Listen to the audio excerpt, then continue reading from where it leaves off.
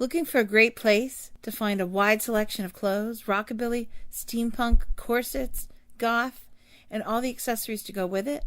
Check out Subculture Corsets at the Avenues Mall in Jacksonville, Florida.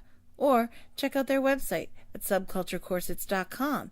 And if you enter the code Cosmic Shenanigans, you'll save 10% at checkout. See you there. Welcome to Shenanigans Ensue with Mary SanGiovanni.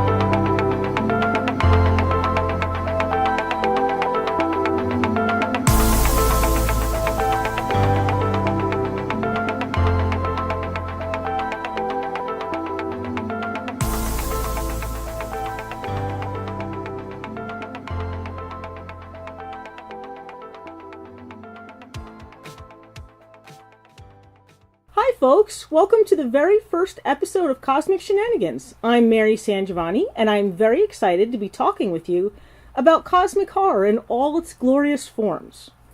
Since today's the first episode, I thought we'd look at the definitions of cosmic horror, or at least the qualities or elements of cosmic horror, and maybe in episode 2 we can look at its origins, which in my opinion extend further back than Lovecraft's work. Now, I don't claim to be a scholar, but I do think certain literary trends throughout the 1800s were tributaries that fed directly into the larger body of horror that Lovecraft essentially typified and made his own. But again, the disclaimer, I'm not an academic expert or literary scholar. I'm simply a fan and practitioner of this type of fiction. So everything I say on this podcast is my own exploration of the field. Okay, so let's talk definitions. Cosmic horror, a subset of horror fiction and horror in popular culture and media, to me it generally describes works where there's some element of the occult and forbidden knowledge, usually the uncovering or discovery of such, combined with supernatural elements. I think that's pretty basic. The supernatural is universal, interdimensional, godlike, and of course cosmic in scale, hence the name. Things are so large, so powerful, and so utterly alien to us that they're almost beyond comprehension. They are at best indifferent to us, which I think is another important element, and at worst openly hostile. Often they challenge one's understanding of science and religion, and that, I think, is something that will come up again when we talk about the modern take that cosmic horror seems to be heading in. They challenge one's understanding of science and religion and imply that all we know or think we know is a lie, or only the very tip of the iceberg, so to speak. Essentially, these aspects are meant to emphasize the themes of humanity's insignificance in the greater scheme of things, and the indifference of the universe in which we are situated. Now, with Lovecraft, who wrote in the 1920s, I think maybe the 1930s. I know it's definitely the 1920s. There's an antiquated writing style, and it was antiquated even then. I think he did that on purpose. I suspect it might be a nod to or an emulation of his own early influences, like the style of ghost stories, like M.R. James type stories of the past century. Much like his predecessor and early influence, Edgar Allan Poe, Lovecraft nearly always included elements of madness and insanity, generally born from the character seeing or experiencing more than humanity was ever meant to know. Insanity plays as big, if not a bigger role in Lovecraft's work, although it is not an escape, as it sometimes is in Poe's work. It's a punishment. Usually, it's the sad downward spiral, I guess, that people that go to. So it's not something to look forward to, whereas with Edgar Allan Poe, it's something almost kind of like a blessed release kind of thing. In both writers' work, death is often the only blissful, peaceful escape there is to the unbearable horror of surviving and persevering with the emotional and intellectual weight of the world on one's shoulders. Now, I think with a lot of Lovecraft stuff, a lot of these themes and characteristics can be distilled to a simple xenophobia. Xenophobia, in case you're not sure, is a fear of the other, of the outside forces that invade and change all that humans need to feel sane, secure, and familiar with their world, themselves, and their own lives. I know that Lovecraft's xenophobia, and to put a finer point on it, his racism, is a subject that comes up a lot when people discuss cosmic horror. They discuss Lovecraft, that kind of thing.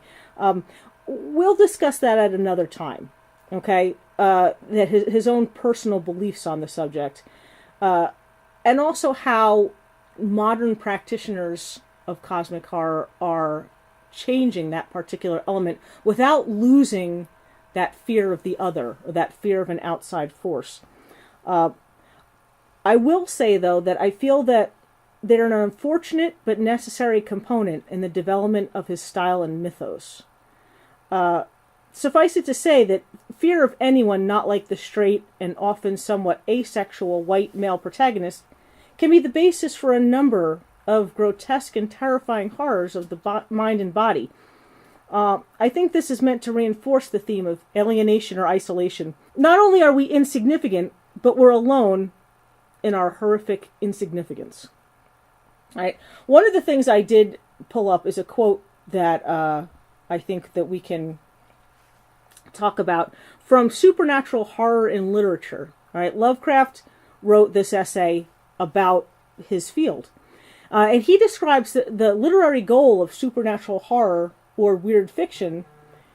He describes it a certain atmosphere of breathless and unexplainable dread of outer unknown forces must be present.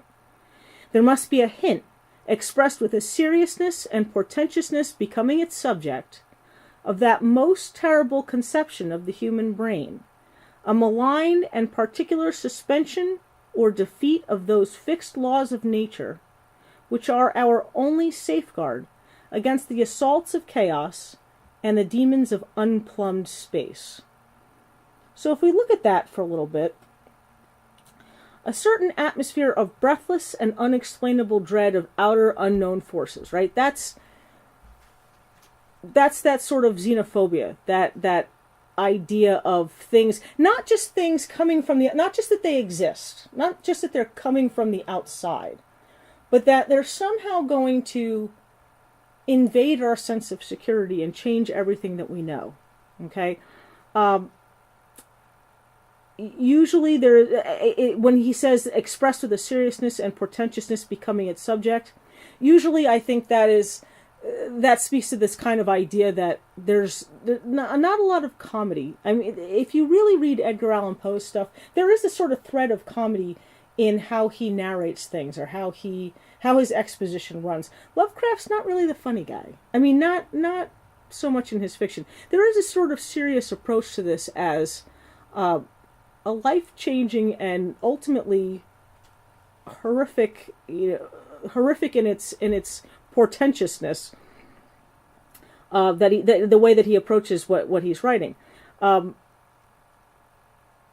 The terrible conception of the human brain, which is a malign and particular suspension or defeat of those fixed laws of nature. That's the supernatural aspect of it. Okay, that's what supernatural horror is in its essence: a malign and particular suspension or defeat of those fixed laws of nature. That we know, for example, that despite whatever we watched on television, or despite whatever creepy stories we were telling, around the coffee table while, we're drinking beers like late at night, that when you go home, there's probably not really going to be a monster under your bed. There's probably not really going to be something in the closet. That's different, I think, than the kind of horror that we see when we see non-cosmic horror type stories, when we see things that are maybe more pulp horror or extreme horror, or splatterpunk, where there's a tendency to be a specific real world element to it, where it's more the horror of humanity against humanity, man versus man kind of thing, and how monstrous human beings are capable of being.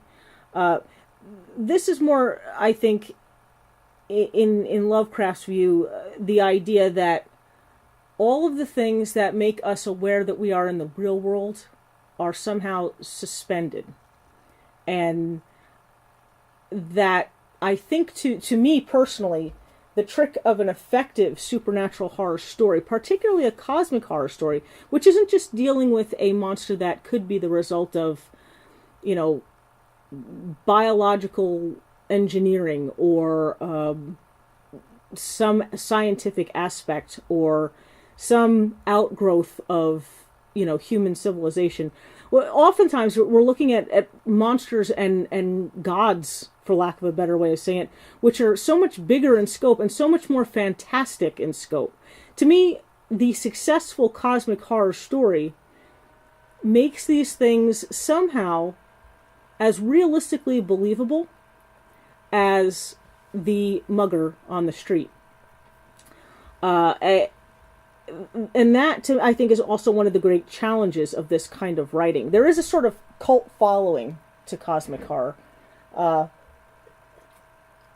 That's me sipping tea. There is a certain cosmic horror cult following of people that, really enjoy it and really embrace it. I think that they do that because maybe there's enough horror in the real world that this is an escapist type of literature. It is an escapist type of subset of horror where it borders more on fantasy, I think, than on... Even though I think it was originally considered something closer to science fiction because there are aliens in it, it really borders more on fantasy, which is why when we talk in the next episode more in depth about the origins of cosmic horror, that we'll be looking at both weird science fantasy, which is different than science fiction, and also weird fiction, both of which are sort of fantasy-based kinds of horror. The other aspect, which I touched on a little bit here, that I think generally defines cosmic horror, is an almost nihilistic view of life.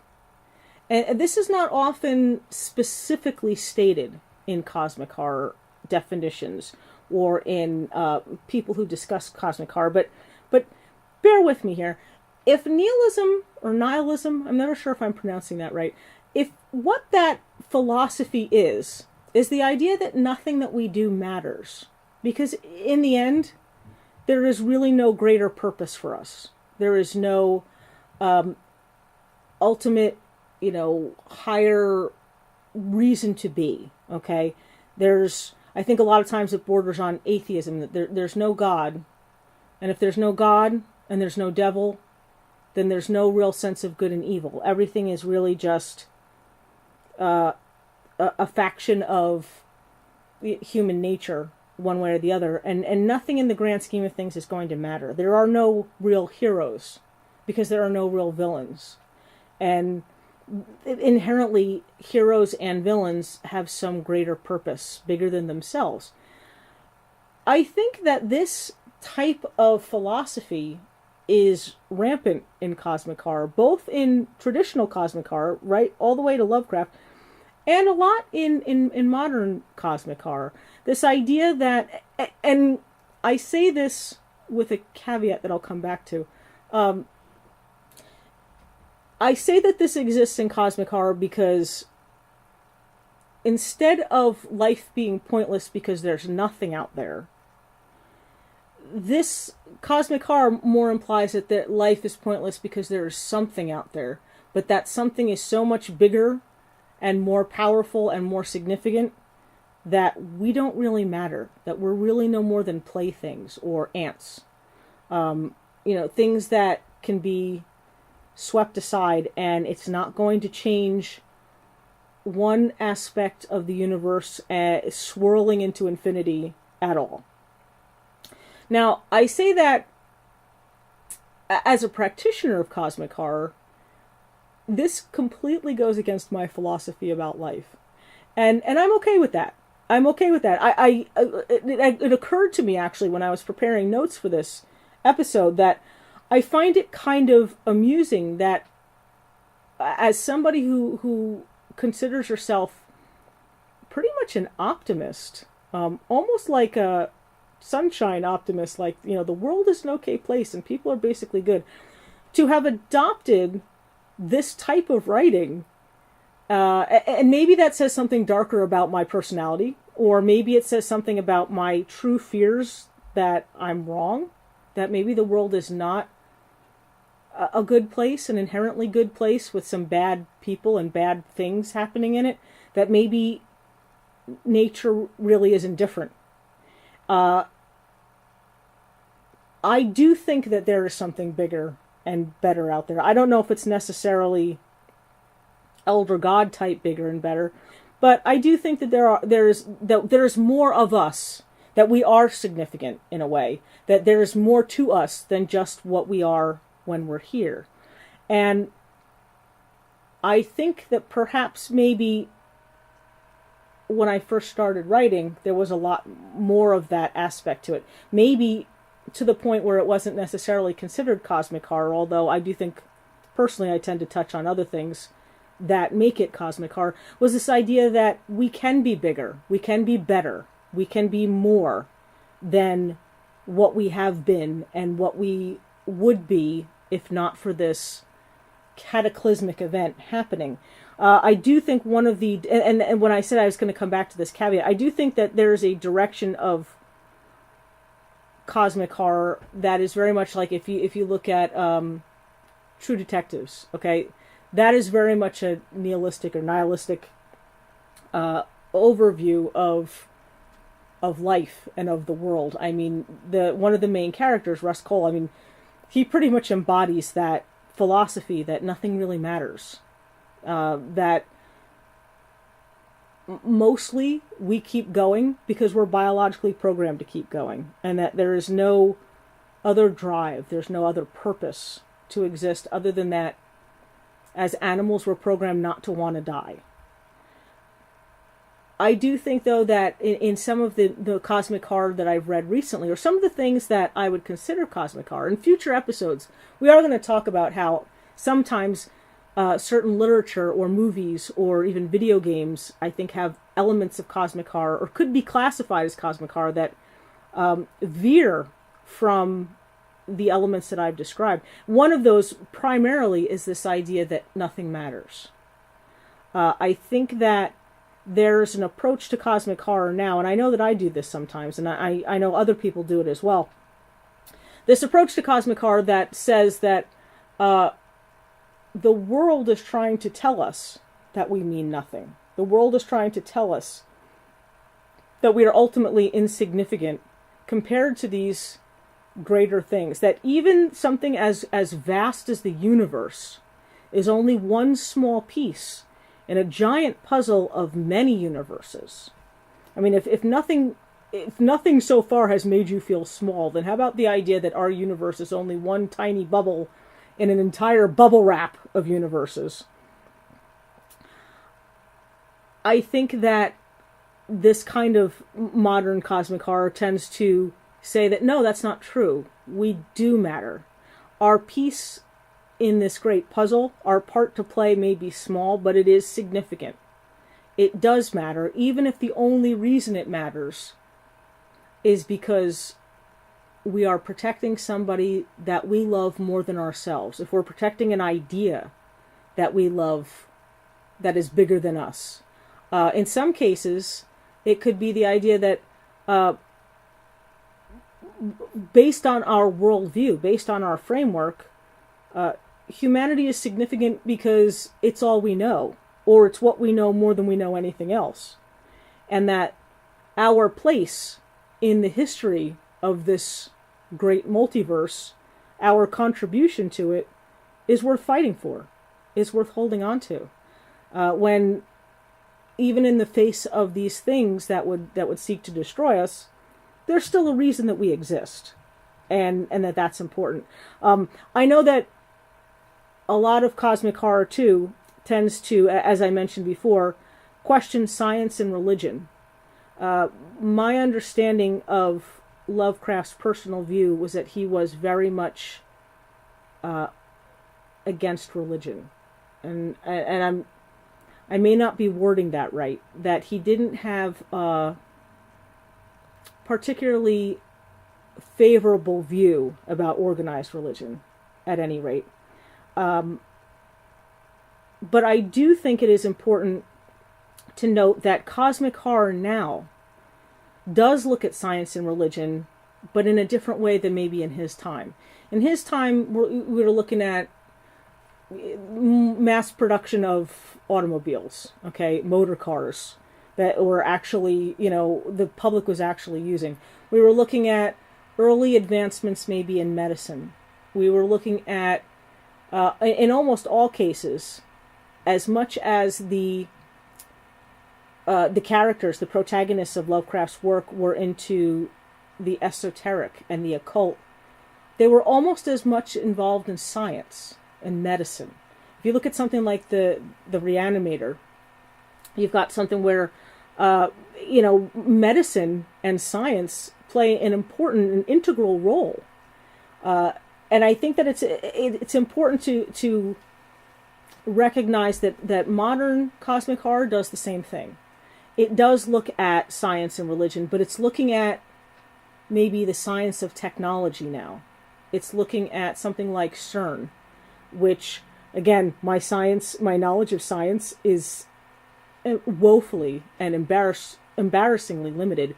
But I know that CERN does things on a astrophysical level. They do things that there's a conspiracy theory that they can open portals to other dimensions, which I know is an astrophysicist kind of thing, where we're looking at the idea of alternate dimensions as being a scientific reality. We're looking at interstellar exploration and travel as being a very real scientific possibility in the next 10 to 20 years. We're basically looking at science, which up until this point was considered more magic and fantasy and science fiction. It was considered the stuff of a far-flung future, to the point that, for Lovecraft, it was the kind of stuff that only those aliens, those elder gods, were able to do. And I think that as anytime a society, anytime a group of people approaches an apex of scientific discovery, whether that's medicine or technology or, even something about, archaeology, every time we solve a mystery with science, we naturally produce and multiply a whole bunch of mysteries that are yet to be solved as a result of this new step forward. And horror, if you look at horror in general, horror has a history of being in something of a boom every time there is a major scientific advancement. Scientific advancement also tends to bolster new or a renewed interest in religion.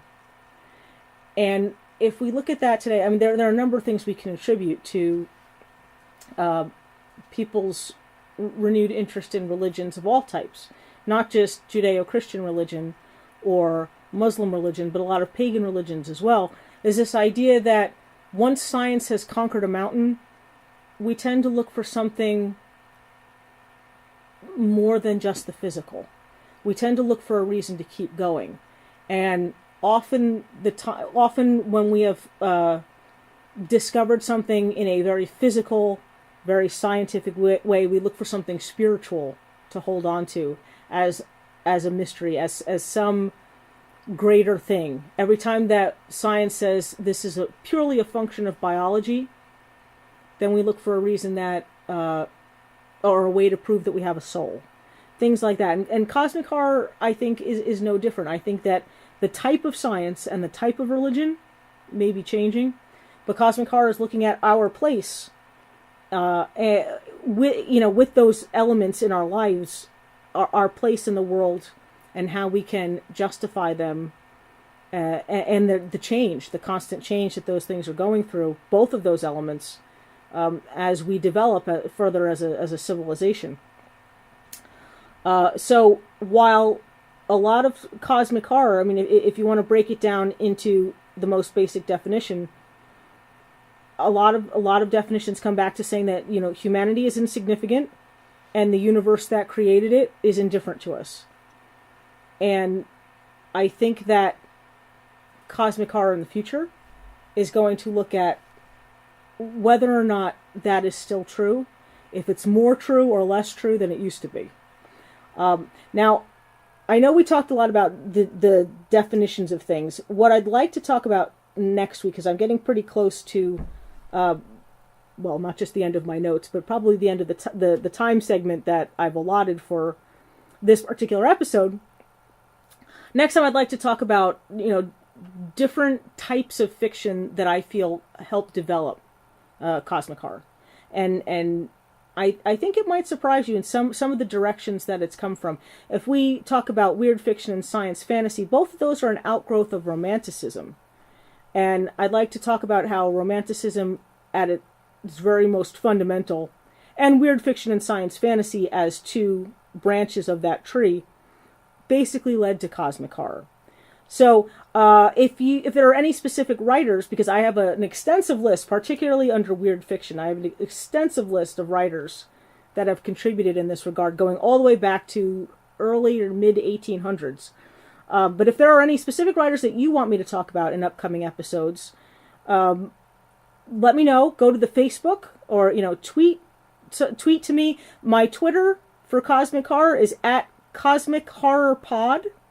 All right, you could drop me a note on Facebook, on the Facebook page for Cosmic Shenanigans, which is at Cosmic Shenanigans, and I'll add them to the list. If there is any other aspect of definition or a particular element that you feel absolutely classifies something as cosmic horror, if there's something I missed, and I'm sure if there's something I got wrong, somebody somewhere will tell me, but either way, let me know, because we're about to embark on a full exploration of cosmic horror in all of its glory, all of its shenanigans, and everything in between, and I look forward to hearing from you. So I hope you enjoyed this.